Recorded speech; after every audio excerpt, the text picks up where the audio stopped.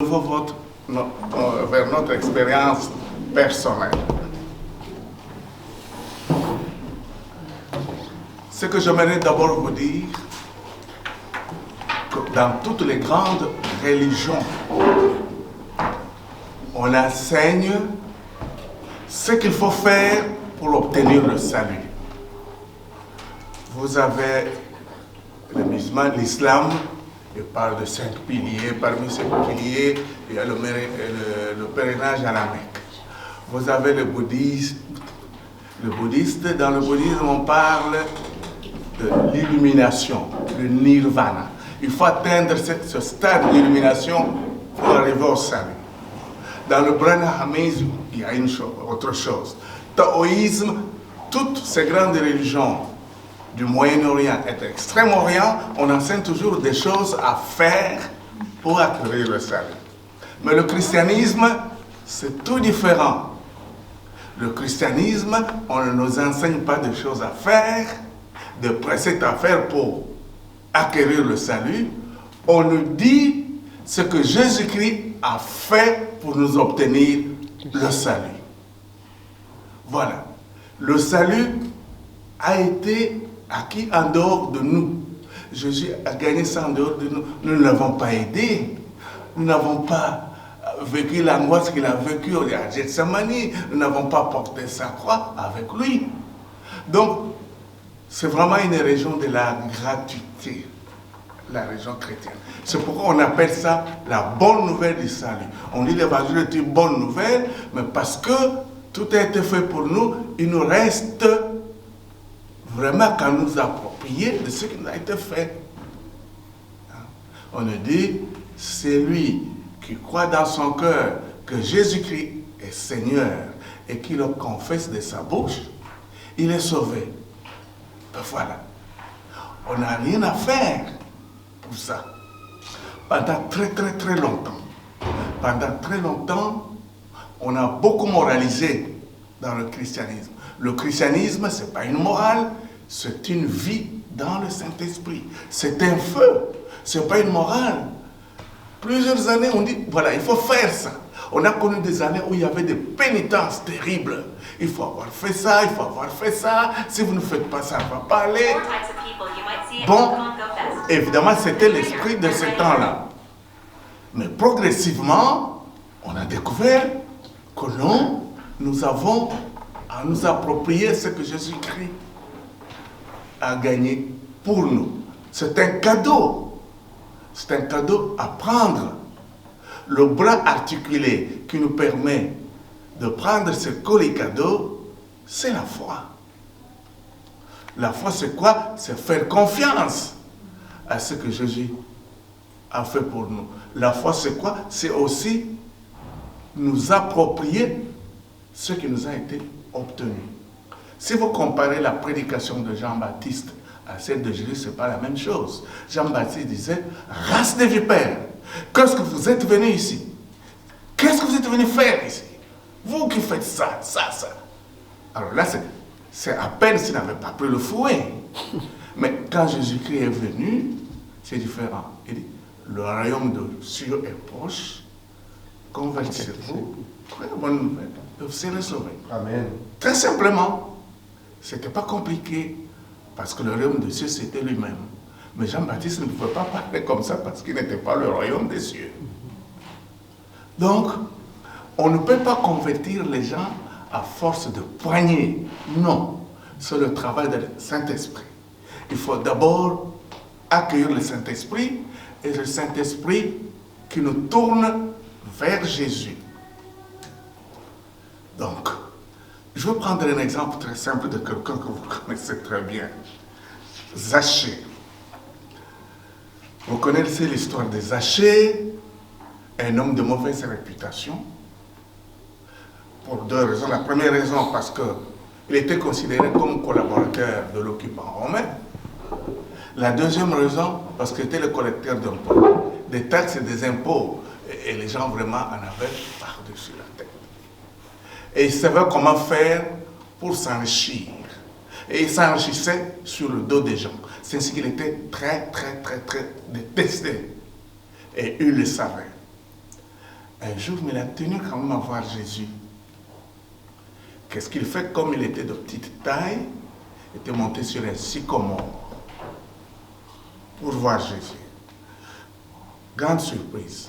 Zachée, Zachée, je viens chez toi, Jésus. Dîner chez toi. Mais Zachée était perdu. C'est pas moi. Cet homme de mauvaise réputation, détesté de tous. Jésus sait inviter ses Zachée. Il va se Zachée le soir. Il le servait avec des maîtres en blanc, tendre. Il ne savait pas quoi faire. Il était débordé de joie. Il ne comprenait pas ce qui lui arrivait. Parce que quand Dieu c'est la surabondance. Dieu, c'est le débordement. Il est arrivé là, il était plongé dans un océan de bonheur. Il ne comprenait pas. Et puis, qu'est-ce qu'il dit? Voilà, ça, je vais remettre aux pauvres. Ça n'allait pas. Ça, lui-même commence à dire, mais Jésus ne lui avait pas demandé de faire ça. Il a dit, Zachée, tu es mauvais, tu dois rentrer. Non. Il dit, on va prendre un repas ensemble. C'était café, croissant, je ne sais pas quoi, moi. C'est tout ce que Jésus voulait, qu'ils mangent ensemble. Non. Zachée fait ça. Mais qu'est-ce que ça veut dire, ça? Ça veut dire une chose très simple. Dès que vous accueillez Jésus dans votre vie, automatiquement, vous avez le Saint-Esprit. Vous avez le Saint-Esprit en vous. La foi, vous accueillez la foi en Jésus-Christ, vous avez... Et c'est ça qui est arrivé à Zachée. Ça signifie que dès que vous acceptez Jésus, vous avez l'Esprit Saint en vous, et l'Esprit Saint s'occupe de faire le ménage, de mettre de l'ordre dans votre vie. Et cela, vous le faites sans douleur. Une conversion, vraiment. Parce que l'auteur de la conversion, parfois nous avons l'impression que c'est nous. Non. Notre rôle à nous, c'est un rôle second. C'est-à-dire, on accueille. Mais l'auteur de la conversion, c'est le Saint-Esprit. C'est le Saint-Esprit de Dieu qui nous tourne vers le Seigneur. Il nous montre ce qui ne va pas dans la vie. Sans le Saint-Esprit, vraiment forcer les gens, les moraliser, ça peut donner des résultats, mais très limités. Mais la seule conversion durable, c'est l'œuvre du Saint-Esprit. C'est ainsi que nous devons faire toujours attention à la parole de Dieu, faire attention, parce que le Saint-Esprit passe par plusieurs moyens, par sa parole, par un conseil d'un frère, d'une soeur, ni les multiples façons qui passent par nous. Donc, ce qui est premier, c'est le don, c'est le cadeau à accueillir. Notre rôle à nous est d'accueillir, et l'Esprit Saint commence à nous montrer le désordre. Il nous convainc du péché, je le dis bien, sans contrainte et sans douleur. Donc, nous commençons à faire des ruptures dans notre vie, vraiment, sans y être contraint.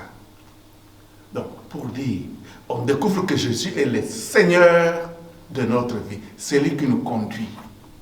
La parole de Dieu nous dit, personne ne peut dire que Jésus est Seigneur, sinon dans l'Esprit Saint.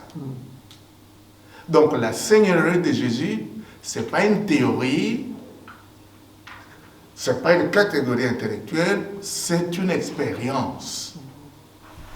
Découvrir l'expérience du Saint-Esprit, c'est une expérience, mais vraiment au niveau de notre vie.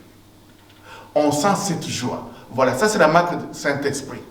Quand vous sentez la joie, toutes ces ruptures, tous ces abandons, cet accueil, lorsque vous êtes débordé de joie, c'est la marque que vous êtes touché par le Saint-Esprit. C'est ça qui est arrivé à Zachée. Il ne savait rien. Donc, il y a d'abord ce don du Saint-Esprit, et après, il y aura l'explication, l'explicitation. C'est ça que Pierre a essayé de faire le jour de la Pentecôte. Lorsqu'ils étaient tous réunis dans la prière, lorsqu'ils ont eu cette expérience de la Pentecôte, les gens ont vécu des choses extraordinaires. C'est comme quand nous organisons les fusions du Saint-Esprit, lorsqu'on écoute le témoignage des gens, qu'est-ce qu'ils disent? C'est comme si j'étais plongé dans un océan de feu. Et donc, chacun vit quelque chose d'exceptionnel. En écoutant les témoignages des uns et des autres, on voit que c'est assez varié. Parce que l'esprit est multiple. Il agit d'une façon différente dans chacun. Il souffre où il veut, comme il veut et quand il veut. Donc, les expériences sont variées. Pierre, c'est pas lui qui avait donné l'Esprit Saint, mais les gens ont vécu une expérience très très joyeuse, où toute leur vie était bouleversée complètement. Alors, Pierre s'est mis à expliquer. Il a dit aux Juifs, vous tous qui êtes réunis, vous tous qui venez de tous les coins, ces gens ne sont pas ivres, comme vous le croyez. Mais c'est Jésus que vous avez crucifié. Eh bien, c'est ce Jésus-là qui leur a donné ça. Voilà. Pierre essaie de mettre en place là une première catéchèse. Voilà, c'est Jésus que vous avez crucifié. Mais il ne pouvait pas tout expliquer. Les choses qui viennent de Dieu, il est difficile de mettre le mot là-dessus. C'est ainsi que vous avez chacun dit à sa façon. Il n'y a pas une façon unique d'expliquer ce qui vient de Dieu, parce que ça nous dépasse. Dieu, c'est la surabondance. Quand Dieu se donne, c'est toujours en surabondance. Vous voyez, quand la femme là, qui souffrait d'une perte de sang, il a touché un petit bout, et c'est une grande force qui est sortie.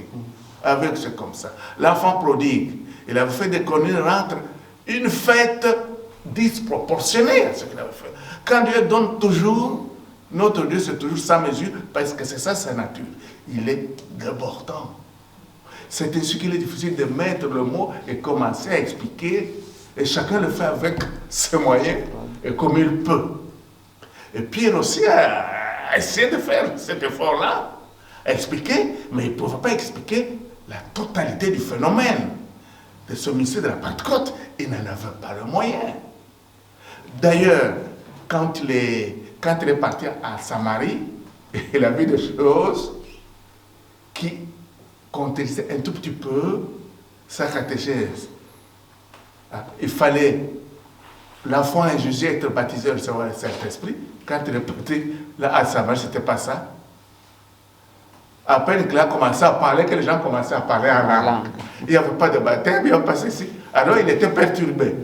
Là, le Seigneur venait de lui apprendre quelque chose. Amen.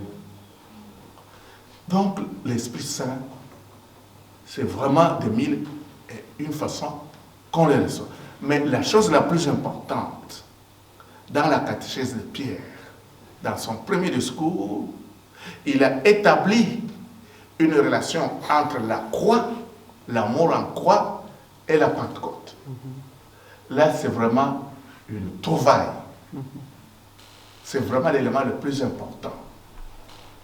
Parce que, vous savez, l'Esprit Saint, c'est pas tellement la Pentecôte. L'Esprit Saint a été donné à la croix. Père, entre tes mains, j'ai remis mon esprit.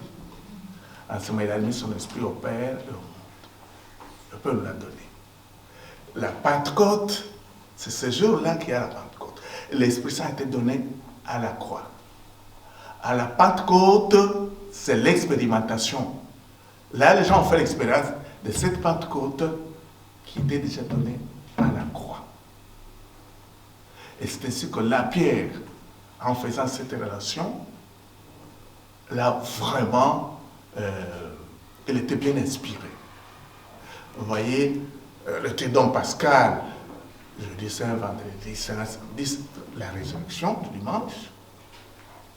Mais finalement, l'étalage du jeudi saint jusqu'à la Pentecôte, franchement, c'est de l'ordre de la représentation.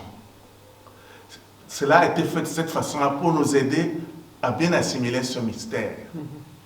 Mais en fait, le tout s'est effacé en un seul temps. Le mystère est rigoureusement un. Mais nous, on a eu besoin de ça, on a besoin de l'Église fait ça ça nous aide à entrer petit à petit, c'est parce que c'est trop gros. C'est vraiment un seul mystère et ça s'est fait en un seul moment.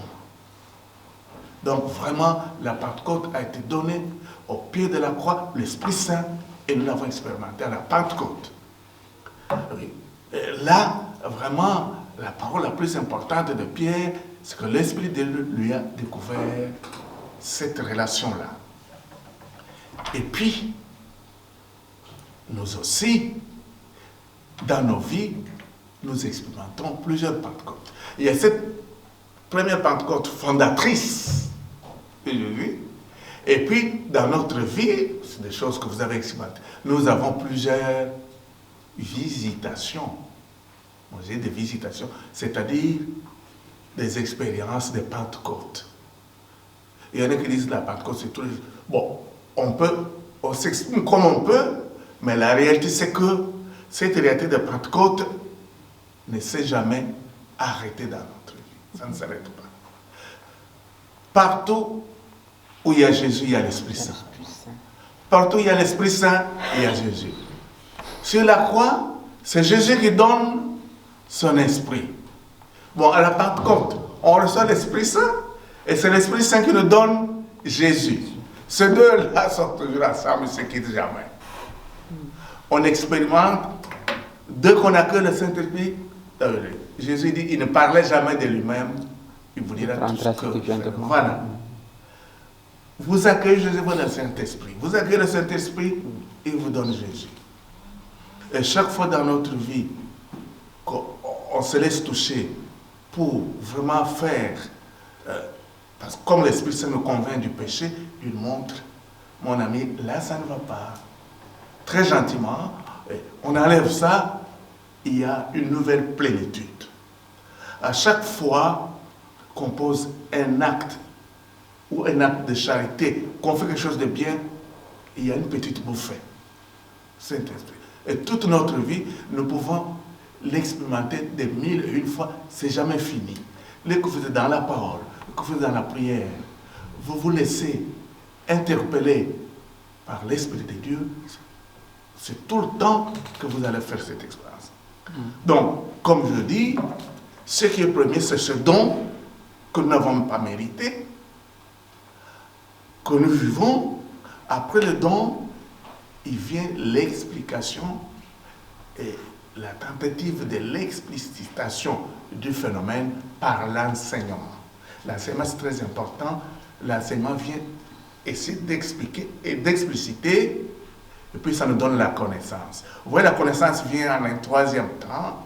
D'abord, on accueille un don qui nous dépasse, et puis on vient expliquer, et on acquiert la connaissance et l'expérience.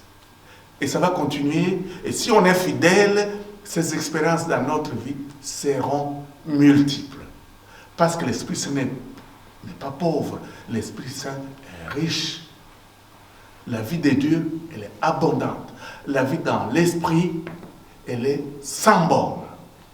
Je suis venu vous donner la vie et la vie en abondance. C'est à ce moment, nous sommes appelés toujours d'avancer en eau profonde, toujours plus loin, toujours plus haut. Et nous avons vraiment cette possibilité dans notre vie. Donc, je dis, il y a la Pentecôte fondatrice, l'expérience des apôtres que nous faisons tous, et puis la Pentecôte de tous les jours, que j'appelle des visitations du Saint-Esprit. Nous avons ça tous les jours, en écoutant les témoignages des gens, les expériences que les gens font.